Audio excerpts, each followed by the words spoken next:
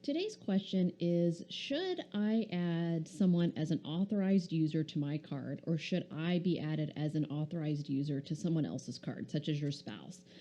So you can go a couple ways with this.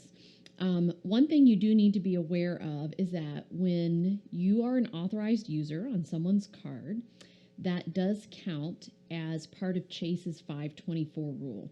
And that rule states that Chase won't approve you for any of their cards if you've opened 5 or more cards of any type in the last 24 months. That excludes some business cards like Chase and Citi and Amex business cards, but pretty much everything else is included, like Best Buy or Ann Taylor or Kohl's, anything like that that you would have opened. That counts as one. And an authorized user card, if you are an authorized user on someone's card, that counts as one of the 5 also. So you just want to be aware of that going into it, and plan for that going forward in case you need to get more Chase cards down the line. You don't want to get over that 524 rule. The other thing is, I find these days that most purchases we make online. So say if I have a card, my husband really doesn't need a physical version of that card. Most of the time, we make most of our purchases online. There may be a card where you're using for your everyday spending, and both of you really do need it to use at the gas station or to use it to pay for groceries or whatever.